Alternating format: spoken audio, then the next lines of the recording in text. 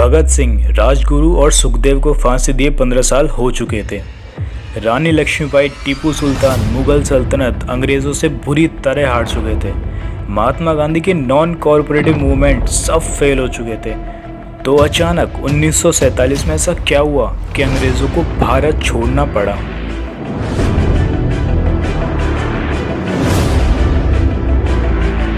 हमारा देश 15 अगस्त 1947 को आज़ाद हो गया था, लेकिन आज़ादी की असली कहानी 1857 में शुरू हो गई थी, जब अंग्रेज़ों ने मंगल पांडे को फांसी लगा दी थी।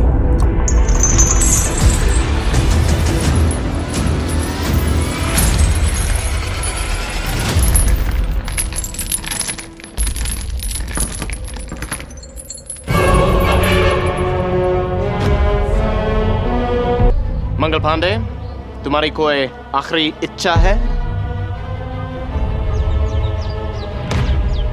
मेरी आखिरी इच्छा आप पूरी नहीं कर सकते, लेकिन वो पूरी होगी जरूर। इसका मेन कारण ये था, 1857 में मंगल पांडे वेस्ट बंगाल के बैरकपुर में थे। तब अंग्रेज़ों ने उनको एक राइफल दी थी, जिसके कारतूस को मुंह से खोलना पड़ता था। लेकिन जब उन्हें ये पता चला कि कारतूस में सूअर और गाय की चर्बी भी शामिल है, तो वो उस गन को चलाने के अगेंस्ट में हो गए थे। और ये बात सारे सोल्जर्स में फैल गई थी और सभी उस गन के अगेंस्ट में हो गए थे। बाद में उन सोल्जर्स को फोर्स किया गया, तो 29 मार्च 1857 में मंगल पांडे ने 2 ब्रिटिश अधिकारियों को गोली मार दी थी और इसी की वजह से मंगल पांडे को फांसी दे दी गई। लेकिन उनकी फांसी के बाद पूरे देश में हल्ला मच गया और तभी से इंडिया में फ्रीडम का सफर शुरू हो गया था। तुमने मुझसे कहा था कि तुम गुलाम हो, कि हिंदुस्तान की मिट्टी से डरपोक पैदा होते हैं।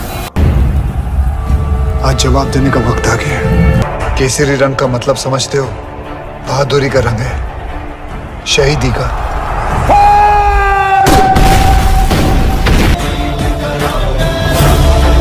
आज मेरी पगड़ी भी केसरी, जब बहेगा मेरा लहू भी केसरी और मेरा जवाब भी केसरी।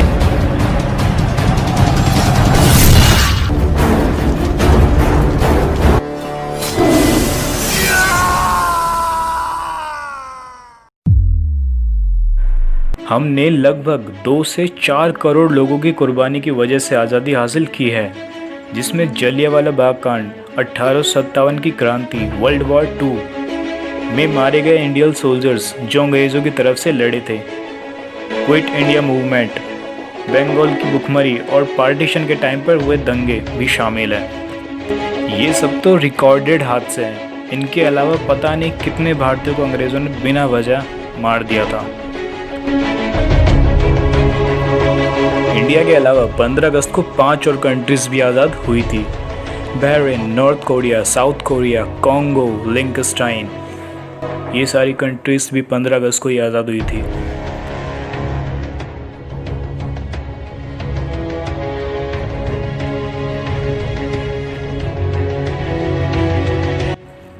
इंडिया की कुछ खास चीज़ों की वजह से इंडिया को पूरे वर्ल्ड में पहचाना जाता है।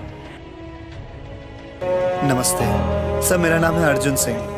5000 साल पुरानी सभ्यता की वजह से हम हिंदुस्तानी सबको ऐसे ही झुक के प्रणाम करते हैं। ऐसी सभ्यता जिसमें एक कैथलिक औरत प्रधानमंत्री की कुर्सी एक सिख के लिए छोड़ देती है और एक सिख प्रधानमंत्री पद की शपथ एक मुस्लिम राष्ट्रपति से लेता है, उस देश की बागडोर संभालने के लिए जिसमें 80% लोग हिंदू हैं।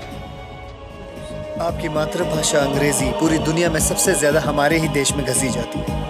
और आपको शायद ये भी नहीं पता होगा कि अंग्रेजी के ज्यादातर शब्द संस्कृत से लिए गए हैं। संस्कृत का शब्द मात्र अंग्रेजी में मदर बना, भ्रातृ बना ब्रदर, ज्यामिति बनी ज्योमेट्री और त्रिकोणमिति बनी ट्रिग्नोमेट्री। आपको शायद ये बात दिलचस्प लगे कि हमारे यहाँ 21 भाषाओं में 5600 अखबार और 3500 मैगजीन छपती है, जिनको पढ़ने वालों की संख्या 12 करोड़ है। आपके देश के मुकाबले में कई ज्यादा। डॉक्टर्स, इंजीनियर्स और साइंटिस्ट की गिनती में जनाब हम सिर्फ 2 मुल्कों से पीछे। जैसे कि हमारी शान तिरंगा, जिसे 22 जुलाई 1947 को अडॉप्ट किया गया था।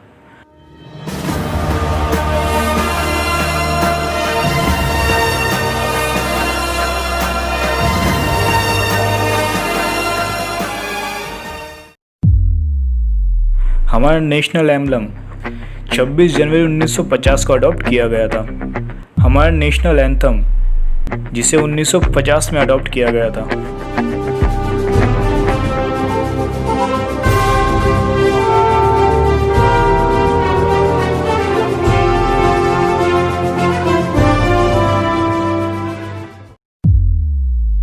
क्या आपने कभी ये सोचा है कि इंडिया का प्राइम मिनिस्टर 15 अगस्त की बधाई लाल किले से ही क्यों देता है?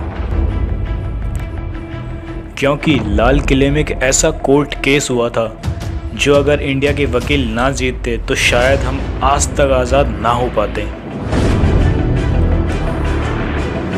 कानून भी अंग्रेज़ों का, कोर्ट भी अंग्रेज़ों की, वकील भी अंग्रेज़ों के और दलील भी अंग्रेज़ों के, यहाँ तक कि जज भी खुद एक अंग्रेज़ होता था। Famously known as Red Fort trial.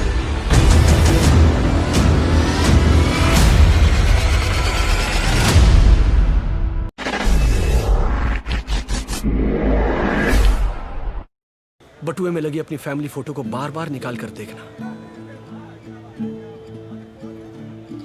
ऐसे ही जीना पड़ेगा, है ना?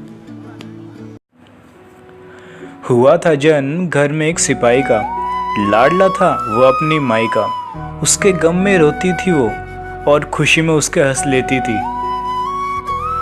वो अपने लाल से पूछती थी कि कौन सा करेगा ऐसा काम जिससे होगा मेरा नाम, और वो कहता था माँ मैं देश का सिपाही बनूंगा।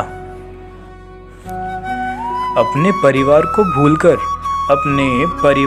भूलकर देश को अपना परिवार बनाए वो बैठा था।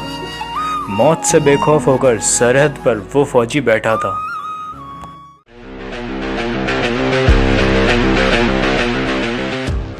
And finally happy Independence Day to all. जय हिंद। सो गाइज, अगर आपको मेरी वीडियो अच्छी लगी तो इसे लाइक कीजिए, शेयर कीजिए और हमारे चैनल को सब्सक्राइब कीजिए। Thanks for watching. जल्दी मिलते हैं नेक्स्ट वीडियो में।